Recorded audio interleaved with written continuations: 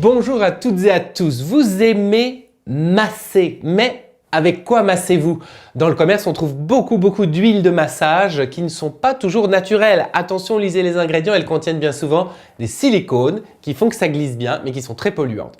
Moi, ce que je vous propose aujourd'hui, c'est de nous fabriquer une huile de massage personnalisée et de vous donner quelques règles pour que vous puissiez vous-même fabriquer vos propres huiles de massage très personnalisées. Tout d'abord, le choix de la base, c'est l'huile végétale. Quelle huile végétale choisir? En général, on va mélanger 2 à 3 huiles végétales.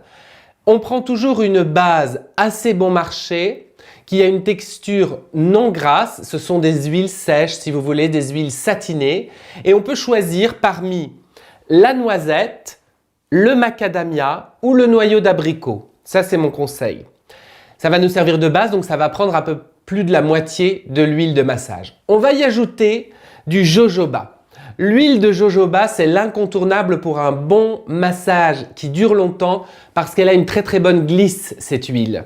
Et enfin, si on le souhaite, c'est une option, on peut ajouter des huiles végétales beaucoup plus riches en acides gras essentiels ou en vitamines, ou pourquoi pas une huile végétale dont l'action est prouvée agir déjà sur quelque chose. Je pense à l'arnica pour par exemple les douleurs, les contusions. Je pense aussi au calendula qui apaise la peau irritée, ou tout simplement comme ici, je pense à la rose musquée ou à l'argan, qui sont des huiles très riches en oméga, acides gras essentiels pardon, et en vitamines. Alors, comment faire une fois qu'on a décidé des huiles végétales qu'on allait utiliser? Eh bien, on les mélange entre elles assez simplement. Ici, je vais fabriquer une huile de massage de 30 ml. Donc, je vais prendre du macadamia, dont je vais prélever 10 ml. Hop là. Je vais y ajouter, bien sûr, mon fameux jojoba et sa glisse merveilleuse, 10 ml également. Vous voyez que c'est pas compliqué, l'huile se mélange parfaitement avec l'huile. Et j'y ajoute, moi, parce que j'ai envie ici d'une huile particulièrement riche pour la peau sans être grasse, je le rappelle, de la rose musquée, 10 ml également. Je vous rappelle que ça, c'est pas obligé, j'aurais pu mettre 10 ml en plus de mon huile de base, le macadamia, si je le souhaitais. Alors voilà, j'obtiens une huile tout à fait agréable pour le massage et je vais maintenant l'aromatiser avec des huiles essentielles. Et là, retenez la règle. Pour éviter les soucis, essayez de formuler vos huiles de massage à 3% d'huile essentielle. Ça veut dire que pour un flacon de 30 ml, vous allez compter à peu près 20 gouttes d'huile essentielle. Pour une cuillère à soupe d'huile végétale, si vous faites ça avec une cuillère à soupe, il faudra compter 5 gouttes maximum d'huile essentielle. Quelle huile essentielle choisir? Ça, c'est à vous de le faire. Mais sachez qu'on utilise en général pour un massage 2 à 3 huiles essentielles. Je vous ai préparé des petits cocktails. Pour un massage relaxant, la lavande se marie très bien à l'orange douce. Pour un massage musculaire, tendineux, articulaire, la Gualtérie se marie très bien à l'eucalyptus citronné.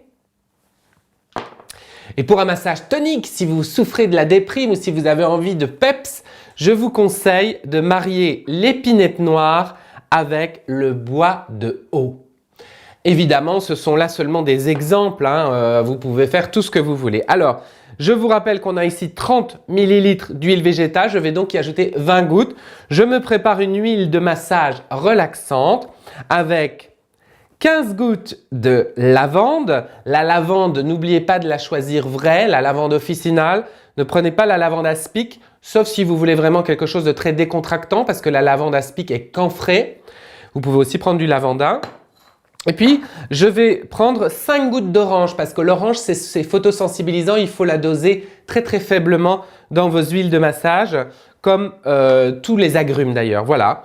J'ai maintenant aromatisé mon huile. Je me munis d'un petit entonnoir et hop, je vais verser délicatement cette huile de massage dans mon flacon. On perd toujours 2 ou 3 gouttes au mélange, mais ce n'est pas trop grave. Et cette huile de massage, je vais la conserver à l'abri de l'air, de la lumière, de la chaleur pendant très facilement plus de 6 mois. Donc vous voyez que c'est très économique.